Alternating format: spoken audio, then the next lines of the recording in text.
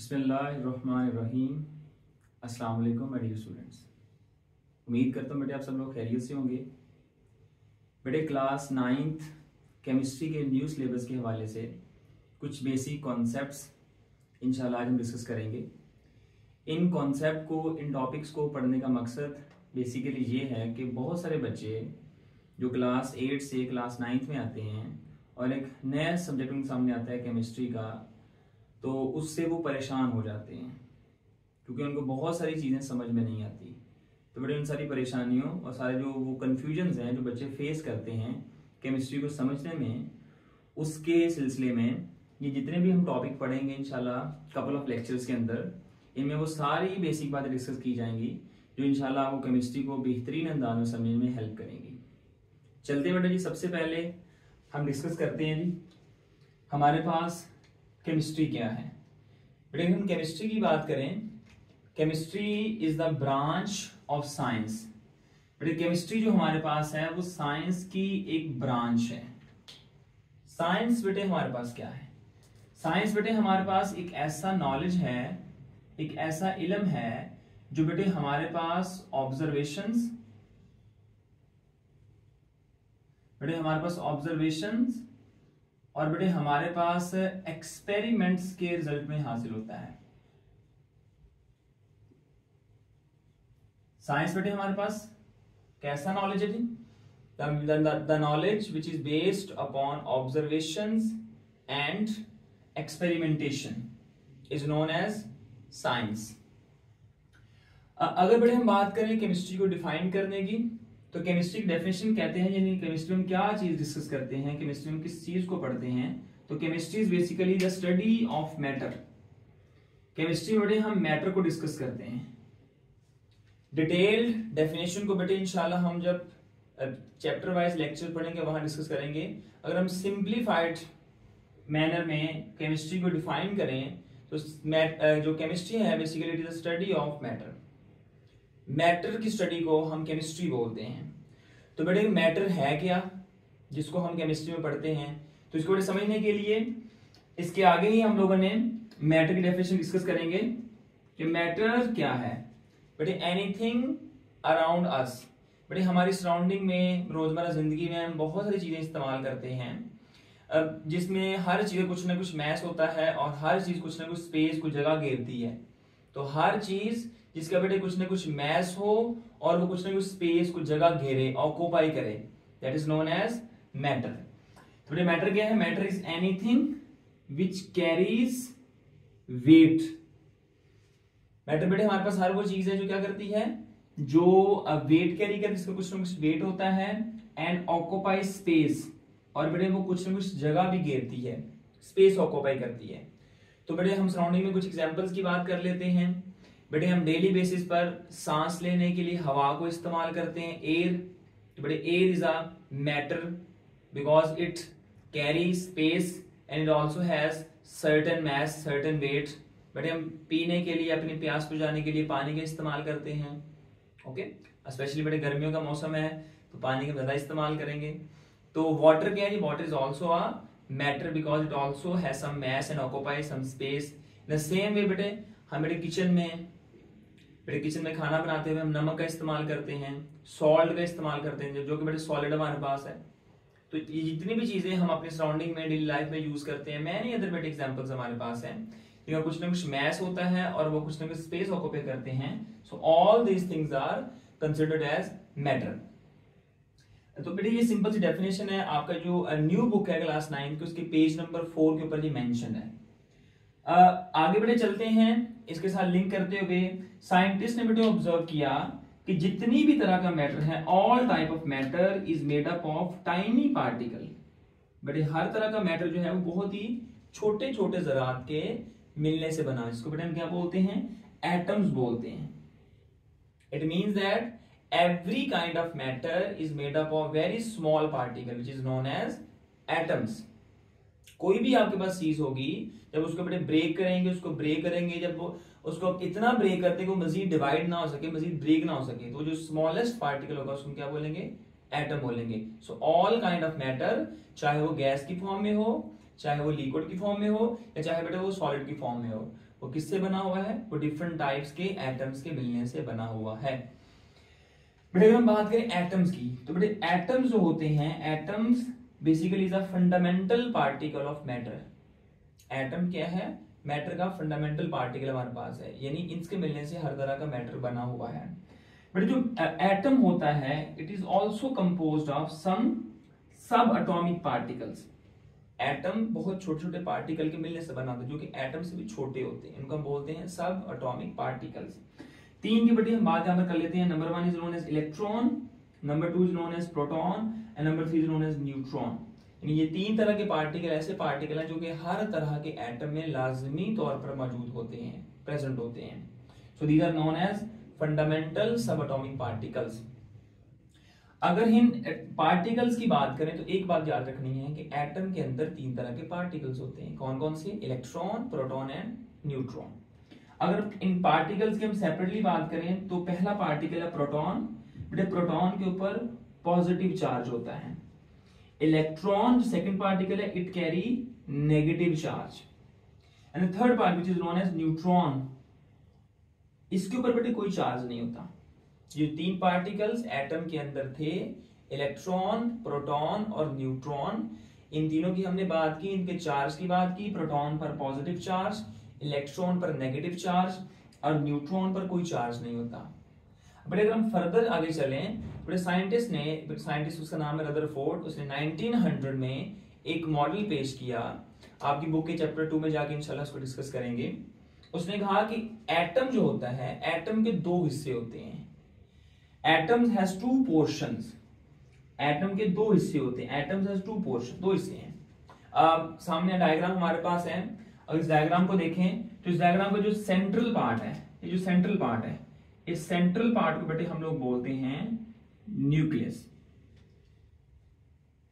जो एटम क्या बेटे मरकज है, जो एटम का सेंटर हमारे पास है, ये बहुत ही छोटा होता है, ये बहुत ही टाइनी होता है, बहुत ही स्मॉल रीजन होता है। इसको हम क्या बोलते हैं? न्यूक्लियस बोलते हैं। और बेटे इस न्यूक्लियस के इर्द गिर्द आपको डिफरेंट तरह के सर्कल्स नजर आ रहे होंगे। These circles are basically known as shells. These circles are basically known as shells. तो इनको shells भी बोलते हैं बेटे, हम इनको ऑर्बिट्स भी बोलते हैं। तो ये दो पोर्शन है जी एटम के, जो किसने बोले, जो किसने बताए बेटे? जो बेटे हमें रदरफोर्ड ने बताए। तो बेटे अगर हम बात करें तो कहते हैं जी कि an atom has to portion, tiny central portion, बहुत ही छोटा सा जो बेटे हमारे पास एटम के सेंटर में पार्ट होता है, उसको हम क्या बोलते हैं? न्यूक्लियस बोलते हैं। और वो हिस्सा जो बहुत लार्ज होता है एटम का, रिलेटिवली लार्जर एरिया, बहुत लार्ज बेटे हिस्सा जो होता है एटम का सराउंडिंग, जो बेटे हमारे पास इर्द गिर्द होता है, किसके? न्यूक्लियस के। A larger, relatively larger area that surrounding the nucleus is known as extra nuclear portion। और ये वही पोर्शन है बेटा जी जहां पर हमारे शेल्स या ऑर्बिटल्स हैं।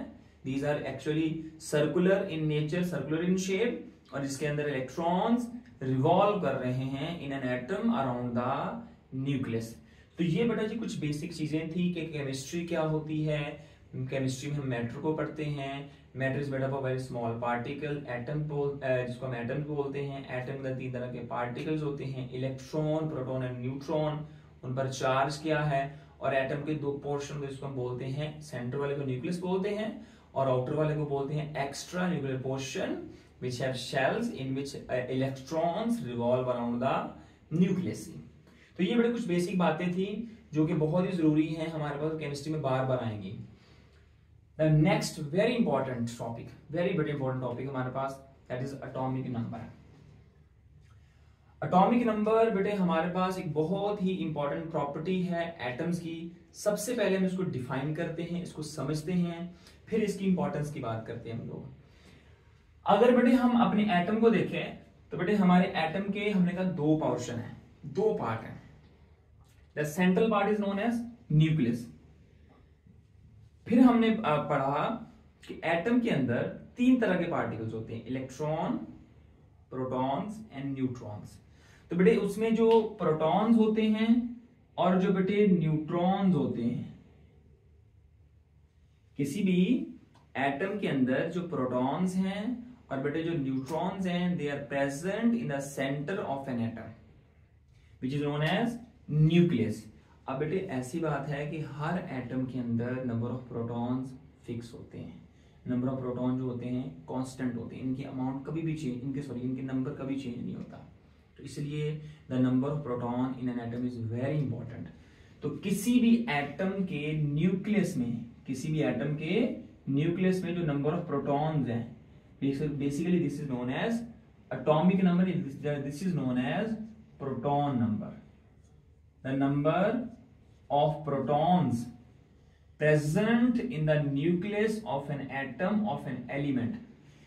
किसी भी एलिमेंट के जो एटम होते हैं उनके न्यूक्लियस में जो नंबर ऑफ प्रोटॉन्स हैं that is basically known as atomic number of the element.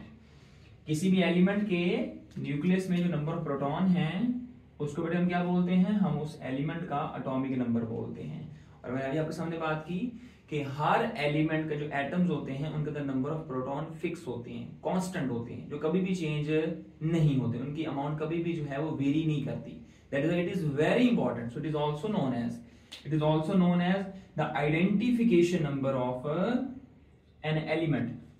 जैसे बेटे अगर हमने किसी भी इंसान को पहचानना हो तो बेटे उस इंसान को पहचानने के बड़ी सिंपल सा हमारे पे मेथड है कि हम उस इंसान का फिंगरप्रिंट ले लें। बेटे अगर हम इंसान का फिंगरप्रिंट लेते हैं तो बेटे उसके जरिए हम किसी भी इंसान को इजीली आइडेंटिफाई कर सकते हैं। इसी तरह बेटे अगर हमने किसी भी एटम को, एलिमेंट को आइडेंटिफाई करना हो तो हम सिंपली उस एलिमेंट का एटॉमिक नंबर देख लें कि उस एलिमेंट का एटॉमिक नंबर क्या है, because it is also known as its identification number बेटा जी। सो सबसे पहले हम इसकी डेफिनेशन पढ़ी कि the number of proton in the nucleus of an atom is called atomic number. अगर हम बात करें इसकी रिप्रेजेंटेशन की सो बेटे atomic number is represented by symbol Z। अब अक्सर बच्चे पूछेंगे सर एटॉमिक नंबर जो है वो A से शुरू हो रहा है या N है इसमें, तो हम Z क्यों लिखते हैं इसका? तो बेटे बड़ा ही सिंपल सा लॉजिक है जी। एक साइंटिस्ट है उसका नाम है समरफेल्ड, जर्मन साइंटिस्ट, उसने ये Z का जो या Z का जो लफ्ज हमारे पास है, जो लेटर हमारे पास है, ये एटॉमिक नंबर के लिए यूज किया। उसकी वजह क्या थी कि जर्मन जुबान में एक लफ्ज होता है जहल, इसका मतलब होता है नंबर। तो बेटे इस नंबर, इस जहल हमारे पास, क्योंकि जर्मन साइंटिस्ट था तो उस लैंग्वेज में जहल को बोलते हैं नंबर, तो जो कि बेटे नंबर ऑफ प्रोटॉन्स को एटॉमिक नंबर बोलते हैं, इसलिए इसने जहल के Z के रेफरेंस से इसने एटॉमिक नंबर को Z के जरिए रिप्रेजेंट किया। तो होपफुली आपको क्लियर हो गया होगा कि what is the reason behind why atomic number is indicated, why atomic number is represented by symbol Z। फिर हमने कहा बेटे it is a identification number. अब बेटे वेरी इंपॉर्टेंट बात हमारे पास ये है कि एटॉमिक नंबर का एक बहुत बड़ा बेनिफिट क्या है कि हम जानते हैं कि एटम्स जो होते हैं इन पर कोई चार्ज नहीं होता। Atoms are electrically neutral. Atoms क्या है? इलेक्ट्रिकली न्यूट्रल है। बेटे एटम के ऊपर कोई चार्ज नहीं, उसकी वजह कि एटम के अंदर जितने प्रोटॉन्स होते हैं उतने ही इलेक्ट्रॉन्स होते हैं। और हम जानते हैं protons carry positive charge and electron carry negative charge. तो बेटे जितना पॉजिटिव चार्ज होगा उतना नेगेटिव चार्ज होगा, तो बेटे एटम के ऊपर कोई चार्ज नहीं रहेगा। That is why atoms are electrically neutral जी। तो ये बेटे कुछ बातें हैं। इसके अलावा हम एक बेटे चैप्टर नंबर 8 में बात पढ़ेंगे, पेज नंबर 108 के ऊपर, आपकी नई बुक की बात कर रहे हैं, जिसमें ना हम एक टेबल को पढ़ेंगे जिसको हम बोलते हैं periodic table. Very important. Chemistry के बेटे पॉइंट ऑफ व्यू से periodic table is very very important. तो बेटे पीरियोडिक टेबल क्या है? Basically it is an arrangement, systematic, एक तरतीब से अरेंजमेंट है किसकी? एलिमेंट्स की। बेटे वो जो एलिमेंट्स की अरेंजमेंट है वो बेसिकली हमने एटॉमिक नंबर की बेस पर की हुई है। तो वो एटॉमिक नंबर की बेस पर क्यों की है उसको डिटेल इंशाल्लाह हम चैप्टर नंबर 8 में जाकर डिस्कस करेंगे। फिलहाल बेटे हमारे पास ये कुछ पॉइंट्स से डेफिनेशन, इसकी representation, why it is represented bye Z, identification number होता है, और हम एटॉमिक नंबर के जरिए किसी भी एटम के अंदर नंबर ऑफ इलेक्ट्रॉन्स को का पता कर सकते हैं, इसको डिटरमिन कर सकते हैं। और नंबर ऑफ इलेक्ट्रॉन किसी भी एटम की केमिकल प्रॉपर्टीज के लिए बहुत जरूरी होते हैं। इंशाल्लाह नेक्स्ट बेटे लेक्चर में इसको डिस्कस करेंगे। कुछ एग्जांपल की बात कर लें तो बेटे हमारे पास एलिमेंट, उसका नाम होता है कार्बन, सिंबल मेरे बेटे होता है इसका C, it has 6 proton, so its atomic number is 6। We have another element whose name is fluorine. तो बेटे फ्लोरीन एलिमेंट का एटॉमिक सिंबल होता है F, it has 9 proton, so its atomic number is 9 बेटा। तो बेटे जो दो एग्जांपल्स हैं इससे आपको इंशाल्लाह आइडिया हो जाएगा। आपने एग्जांपल को याद रखना है। इंशाल्लाह हम आगे काफी सारे एग्जांपल्स पढ़ेंगे जो हमारे लिए हमारी क्लास 9 की बुक में बहुत ज्यादा फैसिलिटेट और हेल्प करेगी। The very next topic that is another important topic that is mass number. It is also known as nucleon number.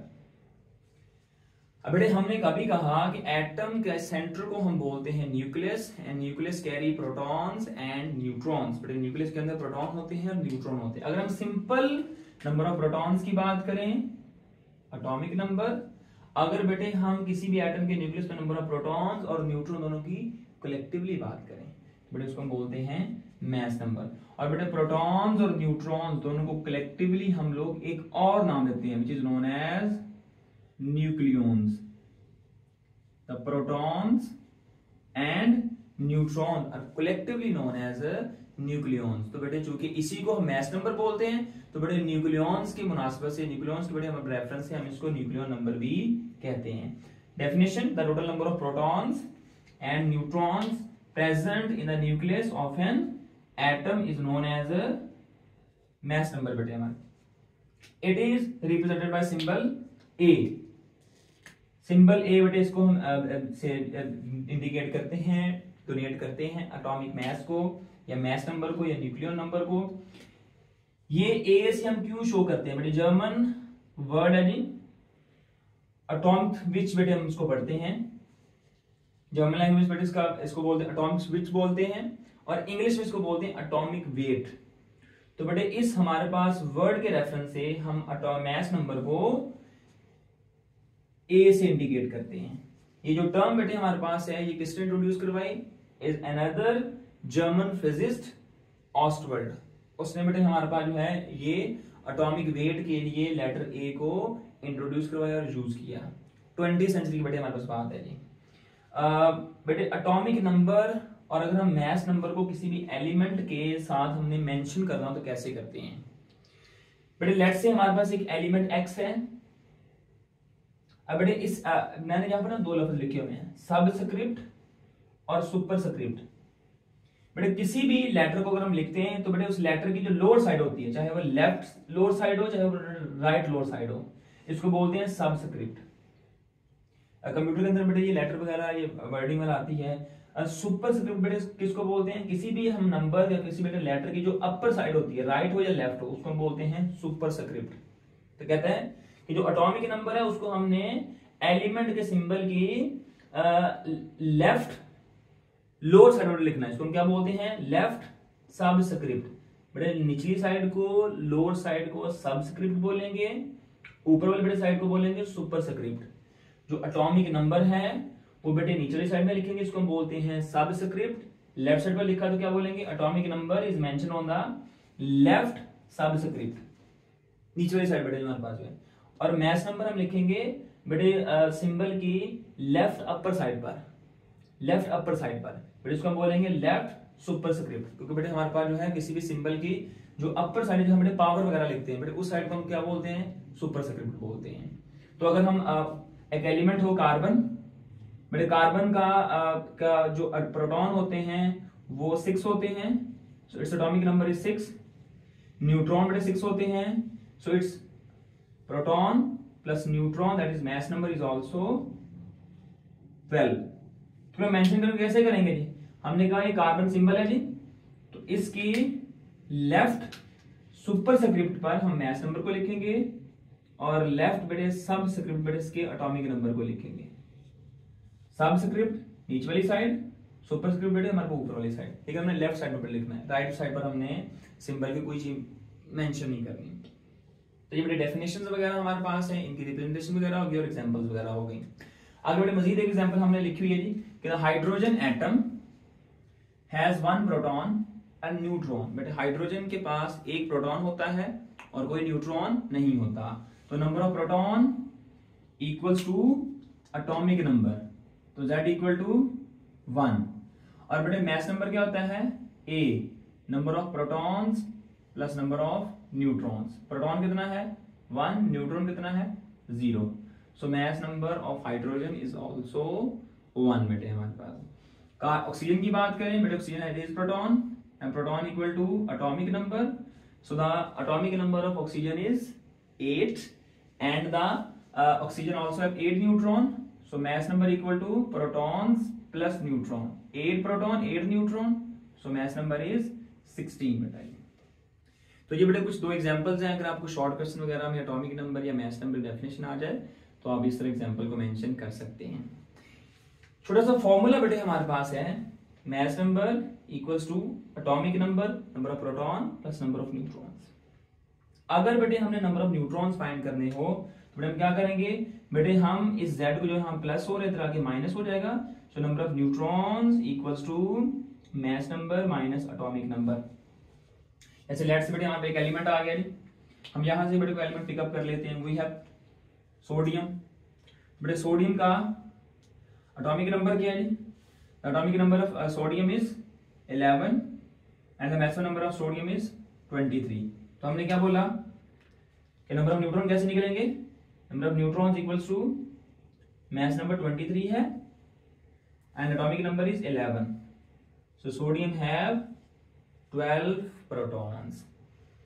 तो बेटे हमारे पास अगर एटॉमिक नंबर और मास नंबर हो तो हम किसी भी एलिमेंट के अंदर, किसी भी एटम के अंदर नंबर ऑफ इलेक्ट्रॉन्स, प्रोटॉन्स और न्यूट्रॉन को कैलकुलेट भी कर सकते हैं। और नंबर ऑफ इलेक्ट्रॉन, प्रोटॉन और न्यूट्रॉन बेटे बहुत ही इंपॉर्टेंट हमारे पास है, बहुत सारे केमिकल रिएक्शंस के लिए, एलिमेंट्स की अरेंजमेंट के लिए, और बेटे बहुत सारे और कॉन्सेप्ट जो केमिस्ट्री में पढ़ेंगे उनको समझने के लिए। टेबल बेटे हमने बनाया हुआ है, बहुत ही बड़े इंपॉर्टेंट हमारे पास है, इसको अपने याद करना है, तो बस को हम डिस्कस कर लेते हैं। डिफरेंट एलिमेंट्स हैं, इनके मास नंबर और एटॉमिक नंबर को किस तरह हमने इनके सिंबल के साथ सुपरस्क्रिप्ट या बेटे सबस्क्रिप्ट की फॉर्म में हमने इसको लिखना है, this is superscript, this is subscript बेटे हमारे पास में, और बेटे इनको हमने लाजमी तौर पर याद करना है। जो नेक्स्ट टॉपिक आएगा, जो नेक्स्ट लेक्चर आएगा, उसमें जो नेक्स्ट वीडियो आएगी हमारे पास, उसके अंदर हम इनके एटॉमिक नंबर को बेस बनाते हुए उन चीजों को डिस्कस करेंगे।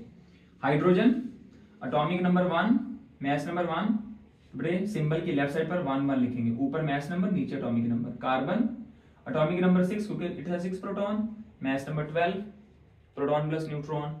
सो बेटा जी सुपरस्क्रिप्ट 12, सबस्क्रिप्ट 6, सुपरस्क्रिप्ट बेटे हम लिखते हैं मास नंबर को और सबस्क्रिप्ट बेटे हम लिखते हैं एटॉमिक नंबर को। Nitrogen atomic number 7, number of proton, mass number 14, symbol बेटे 14 7। Oxygen 8 16, 8 atomic number, 16 mass number, तो बेटे मास नंबर ऊपर लिखेंगे, एटॉमिक नंबर नीचे लिखेंगे। Fluorine atomic number 9, mass number 19। Sodium atomic number 11, mass number 2, atomic number, number of proton, mass number, number of proton plus neutron. Atomic number का फायदा क्या है, प्रोटॉन भी मिल जाते हैं और बेटे इलेक्ट्रॉन मिल जाते हैं। तो हमने पढ़ा है number of protons equal to number of electrons, और बेटे अगर नंबर ऑफ एटॉमिक नंबर पता हो और मास नंबर पता हो तो मास नंबर में से एटॉमिक नंबर को माइनस करें तो नंबर ऑफ न्यूट्रॉन्स आ जाएंगे। Sodium 11 23, magnesium 12 atomic number, 24 mass number. Aluminium, ये चीजें बेटे लर्निंग पॉइंट ऑफ व्यू से इनको आपने याद करना है। Aluminium atomic number 30, mass number 27। Silicon atomic number 14, mass number 28। Phosphorus atomic number 15, mass number 31। Sulphur atomic number 16, mass number 32। Chlorine atomic number 17, mass number 35.5, decimal में आ गया। तो बेटे डेसिमल में आ गया, इसके पीछे रीजन भी इंशाल्लाह चैप्टर में 2 में टॉपिक पढ़ेंगे रिलेटिव एटॉमिक मास का, उसके में डिस्कस करेंगे कि किसी भी एलिमेंट का अगर मास फ्रैक्शन में आ रहा है उसके पीछे रीजन क्या है। इंशाल्लाह जो बेटे चीज पढ़ी जाएगी वो प्रॉपर इंशाल्लाह जो है वो रीजनिंग के साथ पढ़ी जाएगी ताकि आपको कॉन्सेप्ट बिल्डिंग में हेल्प हो।